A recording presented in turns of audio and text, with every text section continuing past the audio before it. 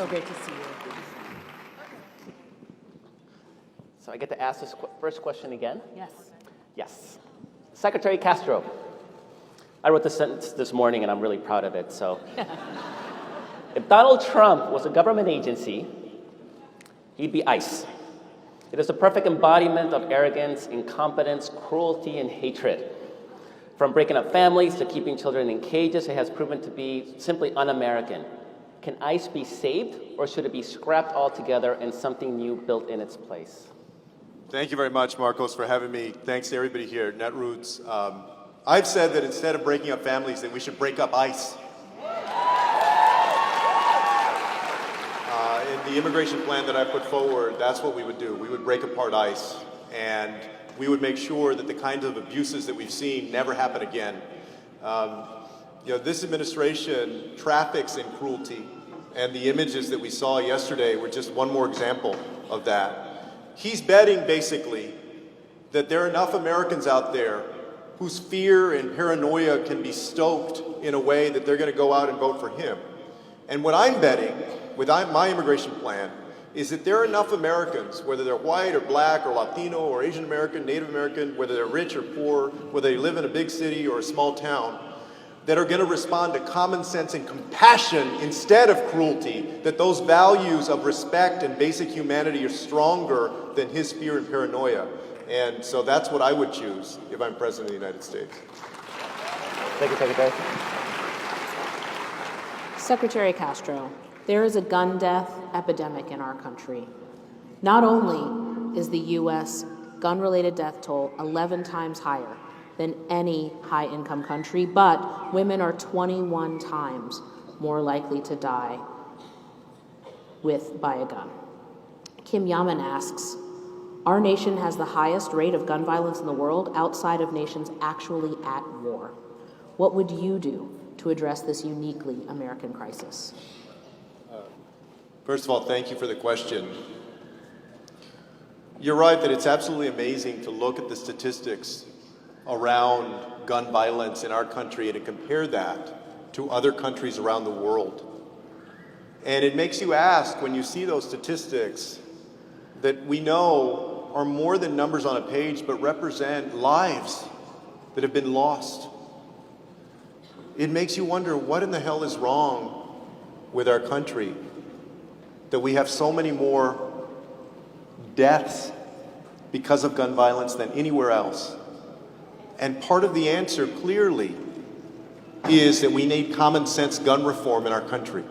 I support universal background checks. I support limiting the capacity of magazines. I support red flag laws. I support closing loopholes like the Charleston loophole and the boyfriend loophole. There's no reason that anybody that gets convicted of domestic violence should ever get their hands on a weapon in this country. And then, on top of that, we need a renewed assault weapons ban so that these weapons of war are not out on the streets. We don't need to be arming our teachers. What we need to do is ensure that we have this common sense gun reform. I've also talked about other things that I think we need to do. For instance, we know that one of the leading ways that somebody dies because of the use of a gun is death by suicide. But we really don't talk about that as much. People fall into a depression, or they have bipolar disorder or something else, so that they spiral downward. Oftentimes, and I bet folks here in this audience know this from different family members, or more, maybe you've had a challenge yourself. We need to end this distinction in our country between physical health care and mental health care, and invest in mental health care in the United States, so that people can get the care that they need, and they're not suffering in silence, and they're not hindered by this stigma that still attaches itself to the idea of having a mental health issue. So if we attack this problem like that, then I believe that we can have a safer country for all of our families. Thank you. Now we have a question from Sarah. Yeah. Oh, another baby. More babies. I love. Do you want to go hold that baby? I know. Look, I'm not going to be the typical politician that goes and holds the baby. All right? She's pretty cute. Also, no. Look, my wife and I know, I have a 4-year-old and we miss when he was that little, but I know I've been shaking a million hands. I don't want to hold her baby. I've been shaking a million hands. I don't want to give the baby a cold. There's a commitment to healthcare right there. Sarah. Hello, my name is Sarah Woodhams. This is Mia. We're from United for Respect. I worked for Babies R Us for 7 years in Montgomeryville, Pennsylvania, until my store was shut down. In recent years, dozens of companies run by Wall Street, like Sears, Kmart, Radio Shack, Payless, they've all gone into bankruptcy. Just between Toys R Us and Sears, we've lost 15,000 jobs right here in Pennsylvania. Nationally, we've lost hundreds of thousands of jobs because billionaires buy up these companies and then they make huge profits on our backs. And they get away with it because there is no financial regulation for them. As president, what would you do to hold hedge funds and private equity accountable for destroying our communities and our livelihoods? Thank you very much for that question, and Mia is beautiful. Thank you for bringing her today. First of all, I don't believe that any bank or any company is too big to fail in our country. And I believe that everybody should be held accountable in this country when they commit misdeeds. And so we have to start out with the idea that we can't make the mistakes of the past. I put out recently a housing plan, for instance, that says that in the future, if Wall Street causes the same housing crisis that we saw a decade ago, that they will be held accountable, and that we will also work to make sure that homeowners are able to stay in their homes instead of those homes going into the hands of Wall Street. On top of that, all of us have heard in the last couple of months, and we've known for decades, that we have a tax system that rewards wealthy corporations and asks more from the middle class, the working poor, and the poor. It was reported 2 months ago that Amazon made $11 billion in profit last year, but they didn't pay any federal tax. In fact, they got a tax rebate of over $100 million. And there were 60 other well-known American companies that didn't pay any federal tax, and a whole bunch of those got a tax rebate. We need a tax code that rewards people who actually have to work instead of just people who are wealthy and wealthy corporations. And I would turn that tax code upside down and make sure that they are paying their fair share instead of overburdening people who have to work for a living. I also think that we need to build on the reforms that we made a decade ago, like Dodd-Frank, so that our financial system is more secure and it's oriented towards serving the American people, the average bank customer, the average person who is going looking for a home mortgage, those folks that are working hard, that build up this country to what it is. And that's the kind of president that I would be. Thank you. So, I was watching the news just right now, keeping up on what's happening in New Orleans right now. As we speak, it's impacting the city, and extreme weather conditions are an increasing threat all over this country and the globe. Kelly Pollack asked, how will you use economic tools and practices to effectively fight climate change without causing hardship for communities that have already been hit hard by economic collapse and the effects of rising temperature and extreme weather? Yeah. Thank you very much for the question. You know, we're watching the images again today coming out of New Orleans, and we keep hearing that there's another 100-year flood or 500-year flood that is happening. But it's clear that these things that are supposed to be a 500-year flood are happening every other year. Whether you're in Houston, or you're in Louisiana, or you're in the Midwest, or wherever you are, New York, New Jersey. And that's because of one of the results of climate change. I believe that we can both protect our planet and also create great jobs in the clean energy economy. The first thing that I would do if I'm elected president is sign an executive order on the afternoon of January 20th, 2021 to recommit the United States to the Paris Climate Accord. But really, that's the easy part. That's the easy part. Then we would go around the world and get stronger commitments to get to net zero in the years to come. And here in the United States, I like the idea of a Green New Deal that would invest in getting to net zero, that would impose a carbon fee, and that would also invest in getting more jobs into the hands of hardworking Americans who need them. That includes ensuring that when we do that, when we spark economic opportunity in our country, that it doesn't just go to the big cities, but it also goes to smaller rural communities. You know, a lot of people talk about Texas. Republicans in Texas like to talk about the Texas miracle. But there was an analysis that was done just recently, a few days ago, that analyzed where those jobs in Texas over the last 15 years have gone. And they've gone to Dallas and Houston and San Antonio and Austin, basically the big cities in their suburbs. That prosperity has not reached small-town America. We have to be a strong partner with states when they do economic development to invest in those smaller communities based on the assets that they have, and also to build up their capacity to succeed, investing in the infrastructure of schools, investing in rural public hospitals, because public hospitals in small towns have been closing over the last couple of decades, or some of them closing entirely, others closing their inpatient psychiatric care or OBGYN services, right?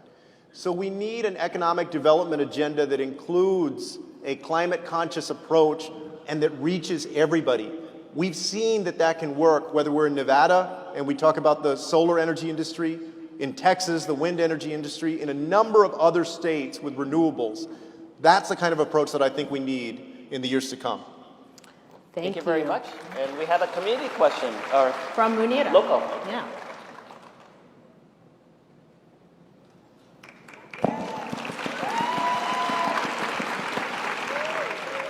Hello, my name is Munira Edens, and I'm from Philadelphia. I lived in every section of this city, and the housing crisis looks like developers moving in and doubling my neighbors' rents. It looks like black and brown people from my community being forced to move out of their homes because they can't afford their property taxes. It also looks like people like me just anticipating being homeowners one day. So my question to you is, if you were elected, what 2 policies would you put in place to address the housing crisis, which is disproportionately affecting black and brown communities and rapidly spreading across the U.S.? Thank you. Thank you very much for the question. Let me start off by saying that I believe that housing is a human right, that it's a human right, that there's no reason, just like there's no reason that anybody in this wealthiest nation on earth should ever go without health care that they need when they need it. There's no reason that anybody should be without a safe, decent, affordable place to live in our country. We can achieve that. The question was about 2 policies. What 2 policies would I put forward? I put forward a housing plan a few weeks ago that is very comprehensive. I hope that folks will check out my housing plan at julioncastro.com. But let me stay true to the question of 2 policies, all right? Number one of the things that I include in my housing plan is to create an entitlement program from the Housing Choice Voucher Program, so that if you make less than 50% of the area median income in a community, you would be entitled to get a housing choice voucher that would allow folks to go into the market and get housing. We would couple that with legislation that would prohibit landlords from discriminating against you just because you have that voucher. So they can't stigmatize you or discriminate against you because you are paying with that voucher instead of with a check or with cash. Because too often times people that have a voucher are not able to get the housing they need because the landlord won't, still believes bad things about Section 8, about the folks that are on that program. We would legislate against that. That's one thing. A second approach is with fair housing, because it's not enough to just make the housing available. You also need to make the housing available. You need to increase supply, and you need to ensure that no matter what the color of your skin is or your gender identity or your sexual orientation or anything else, that you're actually able to go and get that housing. So the second policy that I would pursue is a menu of fair housing enforcement. When I was HUD Secretary, we passed the most groundbreaking rule after the 1968 Fair Housing Act to ensure that communities had to bring about equal housing opportunity within their jurisdiction. It was called Affirmatively Furthering Fair Housing. And it said to cities, to counties, to housing authorities that were getting our money, hey, you need to be more serious. You need to come up with a plan for how you're going to ensure there's equal housing opportunity in your bounds. We did AFFH, and it started in the fall of 2016. When Dr. Carson and the Trump administration took over at HUD, they did away with it. I would bring it back to make sure that we further desegregate American communities and allow for housing opportunity throughout an area, regardless of the color of somebody's skin. And couple that with more fair housing enforcement officers at the Department of Housing and Urban Development and that are funded by HUD across the nation to do the work of ensuring that in the private market, that private landlords are not discriminating against anybody because of their background, which still happens right now in the United States and keeps people from being able to move into their areas of choice. I would turn that around. Thank you. There's been an unprecedented rollback under this administration of LGBTQ rights. What steps would you take to protect the lives of all LGBTQ people? Thank you very much for asking, and let me just tell you very briefly about what I have done. When I was mayor of San Antonio, we passed domestic partnership benefits. This was, of course, before marriage equality. We passed a non-discrimination ordinance in 2013. We passed a non-discrimination ordinance that included the entire LGBTQ community, even when some folks wanted us to leave transgender individuals out, for instance, because they thought that it might be more politically viable or feasible to do that. We said, no, we're going to include everybody. When I was at HUD, we expanded what's known as the Equal Access Rule. We did the transgender rule, so that if you're transgender and you go to a shelter that is publicly funded, you have to be accommodated according to how you identify, what you're comfortable with. So you can't be discriminated against because of your gender identity. I would support the Equality Act so that no matter how you identify or what your sexual orientation is, that you can't be discriminated against when it comes to the housing market. You can't be discriminated against in your employment, because that still happens right now in our country. And to me, we need to have a country where we have no second-class citizens. Everybody needs to be the same. And the Equality Act is an indispensable part of helping to bring that about. On top of that, I believe that we need to ensure that, for instance, when it comes to reproductive rights, that we not only have reproductive freedom, but that we have reproductive justice that includes the trans community. And on the debate stage a couple of weeks ago, I mentioned this, and I had a slip of the tongue that was, I corrected later on Twitter. But after I mentioned this, the right wing went crazy. They went crazy. And what in the world are you talking about? And so I will say it again. We're going to include our trans community when it comes to reproductive justice in the United States of America, because that is the right thing to do. And so, the story of this country, and I know we're almost out of time, the story of this country, when we've been at our greatest in the United States, has been when we've taken those strides to make opportunity and freedom more possible to people no matter who they are. The choice in this election is whether we're going to continue down that path or we're going to heed the dark call of Donald Trump to go backward. I want us to go forward. I don't want us to make our country anything again. I want us to make us better than ever into the future, better than we've ever been. Thank you very much. Wait, hang on. We've got one more bonus round question. All right. Because you question? brought up reproductive justice, we Yes. want to give you 2 minutes to answer a very important question to our audience. Great. And I'm going to really summarize this in the interest of time, but abortion rights are under fire from Republicans all over the country, and the Supreme Court may soon join that effort. So what would you do as president to protect those rights, expand access to patients who need it? You're right. They have a full court assault right now on reproductive freedom. I would do several things. First of all, I would only appoint judges to the federal district court level, appellate court level, and Supreme Court that understand Roe v. Wade and the value of precedent and would protect Roe v. Wade. Secondly, I would get rid of the Hyde Amendment because I believe that just because somebody is poor, just because they don't have money, doesn't mean they shouldn't be able to exercise their reproductive rights. I would also push back against these states like Alabama, like Missouri, like Georgia, that are passing these laws to try and abridge reproductive freedom by pursuing legislation in Congress to codify Roe versus Wade and lead that effort.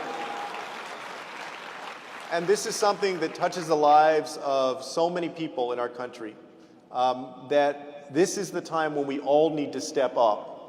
And I would do that if I'm elected president. Thank you. Thank you for being here.